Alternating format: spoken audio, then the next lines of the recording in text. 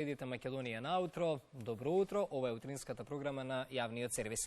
Од 8 до 9 часот имаме два разговори кои што ќе ги реализираме во емисијата на теми кои што се наше секојдневие и за кои што треба се повеќе и повеќе да се зборува. Прво ќе го најавам разговорот кој што ќе го реализираме по 8 часот и 30 минути на една навистина важна и актуелна тема со професор доктор Константин Димитров. Колешката Јована ќе разговара за енергетската криза, што се случува во државата и како да се реши кризата, но и ќе советуваме како да заштедиме струја во домакинствата. А сега во 8 часот и 10 минути започнуваме и со првиот разговор во редовната рубрика секој вторник Мој психолог. Денеска заедно со нашата гостинка ќе разговараме за тема за која што веќе кажав треба се повеќе и погласно да се зборува, посебно од како почна пандемијата со COVID-19, бидејќи пандемијата и покрај сите други работи на површина извади и многу други здравствени проблеми на луѓето. Меѓу нив е хипохондријата или како што исто така се нарекува анксиозност за здравието. Токму оваа наша тема, поврзана со пандемијата на COVID-19 и дали COVID-19 создаде всушност уште една пандемија на хипохондрија, разговараме со Јасмина Јонус, магистер по советодавна психологија од Поликлиниката МВР. Јасмина, добро утро и добре ни дојде во Македонија наутро. Добро утро и до вас во студиото и до сите гледачи на малите екрани и благодарност на поканата. Секогаш ни е мило кога си тука во нашето студио, не си веќе првпат наша гостинка. Ова се хипохондријата е една од темите кои што се всушност и твоја работа, твоја област и имаш најдобри познавања за тоа, затоа верувам дека ово утро ќе дојдеме до суштината да ги дадеме најпотребните одговори на нашите гледачи. Јас најавив дека ќе ја поврзам оваа тема со пандемијата на COVID-19, но би сакал да започнеме поред што е хипохондријата и кои се најчестите симптоми, бидејќи некако добиваме впечаток како не ги знаеме симптомите дека сите сме хипохондрици, а не е тоа така. Добра поента и затоа малку и ќе говорам понатака низ прашањата, се надевам ќе начнеме и таа тема.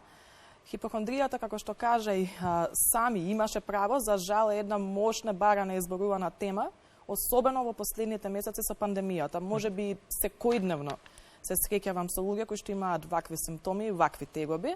Накратко кажано, еве теоретски, нели, ако ја малку прочепкаме хипохондријата, таа е едно расстройство, една состојба каде што главниот фокус е преокупираноста, односно загриженоста за здравието, за една сериозна болест која што претпоставуваме дека ја имаме, каде што всушност немаме никакви симптоми, никакви оправдани симптоми, или пак се сосема благи, некои си да речам нормални телесни симптоми кои секој од нас ги има.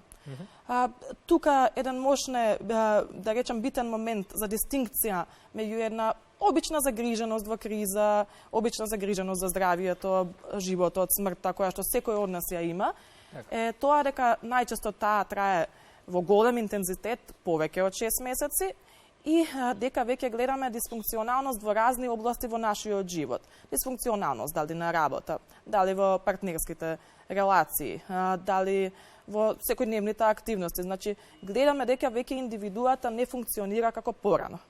Така и најчесто се јавува на психолог. Така, да, тоа се дефинитивно и најчестите симптоми кои што и луѓето, кои што мачат со хипохондрија ги зборуваат. Што во вакви случаи, дали луѓето се свесни во првите неколку месеци, во првиот период, дека на тој начин и да немаат здравствен проблем, си го загрозуваат своето и ментално и физичко здрави? Па најчесто во првиот период не се свесни и таат, барем од моје искуство, и таат поние физички симптоми. Ние некогаш велиме дека прават, се шегуваме, нели, дека добронамерно дека прават шопинг по доктори. Најпрво не се свесни и таат по разни специјалисти, не веруваат во наодите, одат на голем број на проверки, за на крај да дојде до една фаза, да речем, на помирување и свесност и да дојдат и до психологот како стручно лице или психијатрот, каде што ќе може да им помогне на друго ниво. Сега тука, да речем, една позитивна вест во сето негативно е што овие луѓе бараат помош, сакаат да одат по доктори, па сакаат да одат и кај психологот кога веќе ќе дојдат, нели, до таа фаза и кога ќе бараат помош. Не е тешко да се работи, не одбегнуваат. Значи, тие со задоволство ќе доаѓаат во ординацијата и ќе бараат помош, ќе бараат излез од нивната состојба, кога веќе ќе настапи, нели, свесноста. има и друг тип, луѓе кои што мислат дека имаат сериозна болест, па од голем страф не одат на доктори. Тука бара малку повеќе мотивација од блиските, но во секој случај се можне достапни за соработка и можне лесно може да се реши проблемот во хипохондрија. Кога веќе ја зборуваме стручната помош, што се случува доколку не побараме стручна помош? Некако успеав да извлечам резиме од одговорите до сега дека луѓето се охрабруваат во последно време се повеќе да зборуваат за оваа тема, но и да побараат стручна помош. Но што доколку влегуваме во таа втора категорија на луѓе и го игнорираме тоа што е во нас, тој страв? Да, токму така. Може би тука еден фактор е и пандемијата, каде што и покрај многу негативни промени во физичко, во ментално здравје, кои што се случија на глобално ниво. Една, повторно ќе кажам, едно позитивно во злото е што има голема детабуизација на менталното здравје. Многу повеќе се зборува за менталното здравје, за анксиозноста, за паничните напади, за хипохондријата. Мене ми е баш драго и медиумите се повеќе не бараат психолозите за јавно да говориме на оваа тема. Така да може би и тоа е некој фактор, луѓето повеќе ги препознаваат симптомите, може би слушајќи го ова можат и да се пронајдат и може би свесноста игра и една улога зошто луѓето бараат помош. А што се однесува до другата одбегнувачка категорија, која што имам разбирање и не ја судам. Кога сме нешто уплашени, кога сакаме да се заштитиме, да имаме безбедност, природно е, нели, алармот резултира со бегство или борба. Природно е да избегаме како прва реакција, но на долга стаза тоа ни штети, бидејќи тука одбегнувањето е малку специфично. Одбегнувањето не е како кај некои други расстройства, да се седи дома, да има пат на волјата, можни се и тие симптоми, но тука можна голема штета на клиентите им прават проверките. Константно одење по доктори, пред се, нели, може би во најмала рака и трошење пари, трошење време, па потоа и сите други психички симптоми кои што тоа ги носи. Константен грч, константна проверка со блиските, проверка на телото, проверка на интернет. Значи едно одбегнување кое што се манифестира со преокупација. Што правиме со интернетот? Убаво што го споменавме, некако се добива впечаток дека дел од луѓето прва адреса каде што се обраќаат, посебно ако се хипохондрици, тоа е интернет доктор, односно гледаат што се пишува на интернет, по форуми, по веб портали, па така може да добијат и погрешна перцепција и да си наметнат уште поголем страв. Што советуваме во такви случаи? Да. А сите го имаме барем поеднаш тоа поминато во животот. Се согласувам, барем јас од лична перспектива дефинитивно го имам поминато, некако сум се само контролирала. Многу често и понекогаш и корисно, но никако за самодиагностика, тоа ќе кажам. Најчесто тоа резултира само во повеќе, ние ги велиме тие когнитивни грешки, катастрофирачки мисли, скокање во заклучок дека мора ние да сме случајот и дека тоа лошо ќе заврши. Тоа мислам дека е често и надвор од хипохондрија, односно по нова номенклатура здравствена анксиозност. Проверката штети. Како штети? Сега малку тука ќе подобјаснам. Ние имаме илузија, доколку имаме некој вид на здравствена анксиозност. Јас зборувам сега во име на клиентите, ова е генерализација на некој начин, ама верувам ќе се сложат. Најпрво ни годи, на некој начин не опушта, ќе провериме, ќе се проверката на некој начин му дава илузија на сигурност на човекот, дека барем проверил, превземал нешто, иако повеќе не паничи таа информација и настава во еден зачаран круг, но колку што повеќе проверуваме и се правиме една услуга на кратка стаза, толку повеќе влегуваме во една навика, во наводници, нели, зависност. Лоша мисла, анксиозност, проверка. Дали проверка на интернет, дали проверка на доктор, стануваме зависни од проверки.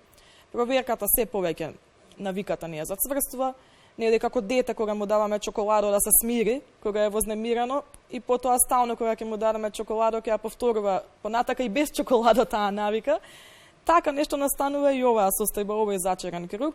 И затоа голем фокус се става и на овие проверки на воздржување, постепено одвикнување од секој вид на проверка. На некој начин да се стави во... Тоа е фиктивна опасност, не постои реално таа опасност, да се стави во неизвестност човекот, да не провери ништо и мозокот да научи, да види преку искуство дека тие мисли не се всушност точни. Дека преживеал, дека нема сериозна болест и без проверка и без лекар е окей. Дали пандемијата со COVID-19 не донесе уште една пандемија со хипохондрија, со повеќе луѓе кои што станаа хипохондрици? Кој е вашиот генерален Дефинитивно. Дефинитивно. Има и многу статистики кои што велат дека може би ова го читав за друго расстройство, за паничното расстройство, но сепак имаат и некои елементи слични. Тие велат дека на Google, во историјата на постојање на Google, никогаш повеќе не бил пребаруван зборот панични напади, како што е од месец март кога се појавила пандемијата. Голем процент било покачено во search, ова пребарување. Тоа може би не е некој, да речам, научен извор, но кажува дека луѓето се повеќе патат или некој нивен близок пати од овие симптоми. Океј, паничното расстройство е веќе друг вид на проблем, но во секој случај, можам да кажам и од секојдневниот живот, секој втор што ќе тропне на мојата рака, да не кажам секој прв, ми се жали на некои симптоми, дали не мора ни да е расстройство, но некој вид на здравствена анксиозност, на загриженост за здравието, што веќе му прави дисфункционалност. Така. Што во сите овие случаи за кои што досега разговаравме, кажавме дека барањето на стручна помош е навистина важно, меѓутоа со какви совети би ја заокружиле оваа тема кога зборуваме за хипохондријата, кога тука ќе го ставиме и времето, сегашноста која што ја живееме со пандемијата, кои се оние најчести генерални совети што како психолози ги давате до луѓето, и за крај дали може едноставно и оние кои што мислат дека се најсилни и најхрабри да потпаднат под ова влијание и да станат хипохондрици? Да, секако не ќе да делам, ама ете по некои стереотипи, да речам, кои што секој помалку или повеќе ги има, секаков тип, вид на личности, карактери, пол, има доаѓано и бараат помош за хипохондрија, без разлика на физичката, нели, изглед, големина, без разлика на професијата, секој може да го погоди нешто таква криза, поготово никој не е имун, значи. Да. Поготово при ваков поттикнувач како што е пандемијата, што борами сите помалку или повеќе на стресе. И сега околу помошта прочитав една многу добра мисла каде што вели живеј го својот живот, а не животот на здравствената анксиозност, на хипохондријата. Накратко мислам дека тука е кажано секако една себе помош. Да се насочиме на активности кои излегуваат од нашите вистински вредности, позитивни вредности, релаксациони техники, дефокус, но не до таа мера каде што присилно ќе се дефокусираме и ќе пробуваме да ги истиснеме мислите. Тоа најчесто за жал и не помага, иако интуитивно ни доаѓа да ги стопираме и да бегаме од нив. Најчесто едно прифаќање дека да, ги имам овие мисли, да, осеќам некоја анксиозност, но ова не е вистина, ова се само мисли, значи едно помирување дека тоа е во нас и ќе излезе со потоа насочување кон некои позитивни активности кои што ни прават убаво да се чувствуваме, и секако, кога е веќе голем дистресот, психолозите или психијатрите. Некои методи како когнитивно-бихевиоралната терапија, мощна популарна во последниот век, па и секој вид на гранка што може да помогне, има доста голем ефект и ете и според емпириските истражувања ги охрабрувам граѓаните да побараат помош. Иако навидум нели не е некоја страшна психијатриска диагноза, можеби нема да направи толкова дисфункционалност како нешто друго, сепак и самите клиенти знаат може да биде многу мачна за нив. Так. И не е срамота да се побара помош. И за крај, што ако не се побара помош? Што се случува тогаш? Ако бидеме упорни до крај и велиме дека не ни треба помош, а секојдневно наместо на социјални медиуми сме, наместо да бараме убави работи, сме на страни каде што се разговара за болести. Што во тој случај? Па тоа може да води, неќем да генерализирам, нели секоја приказна е различна, но... да, меѓутоа ете, генерално сепак мораме некако да генерализираме за да натераме луѓето да размислуваат повеќе на себе си, да даваат акцент на овие проблеми. Индивидуално, ама може да се развие некој коморбидитет или некоја друго расстройство, депресија, може да бидеме се повеќе анксиозни, нели да ни е отежнато секојдневието, на пример, не одиме на работа за тоа што може да мислиме дека таму фатално ќе се заразиме, или пак имаме проблеми со блиските, бидејќи колку и да сакаат да ни помогнат, веќе се истоштени од разуверување дека немаме некоја болест. Може би или ние не сакаме, или пријателите не знаејќи како да ни помогнат се повлекуваат на различни сфери, па и стресот нели некогаш знае на имунитетот и на физички симптоми да влијае, всушност да се развијат, Но за среќа, пак ќе кажам, моето искуство кажува дека за среќа со нашите добри доктори, некој од специјалистите ќе препознае, например кардиолог, например невролог, ќе препознае дека наодот е чист, нема проблеми со срцето, нема проблеми со мозокот, со некоја, нели, обично тие луѓе се плашат од срцев удар, од мозочен удар, рак. И добар специјалист ќе знае да препознае дека всушност тука можеби е психолошка состојба во позадина. И многу често од моите колеги се препраќани пациентите, што и баш ме радува. Така. И за крај, со мислата, со мислата, односно и со поентата, какви не се мислите, таков ни е и животот, затоа што повеќе позитивно размислуваме, верувам дека и такви работи ќе се случуваат околу нас и ќе не обкружуваат, па така и за здравието. Ќе се согласиш? Така е, морам да наполнам со мојата омилена реченица од правецот кој што го работам, когнитивната терапија, вели, мислите не се факти.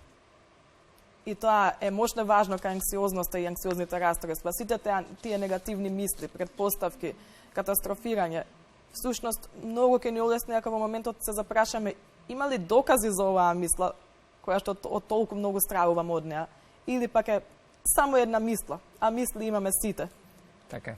Благодарам за гостувањето, Јасмина, денес во Македонија на утро. Допрва и за тебе почнува работниот ден. Ти посакуваме убав работен ден и секако се гледаме наскоро во некој од следните изданија на рубриката Мој психолог да разговараме на темите кои што се твоја специјалност, се разбира се добре дојдени да ги разговараме пред нашите гледачи. Благодарам и на вас. Благодарам уште еднаш. Беше тоа нашата гостинка Јасмина Јунус, магистар по советодавна психологија од поликлиниката при МВР. Разговаравме на тема хипохондрија. Тука ја поврзвавме оваа тема со актуелната пандемија на COVID-19, затоа она што можеме на крај да го советуваме.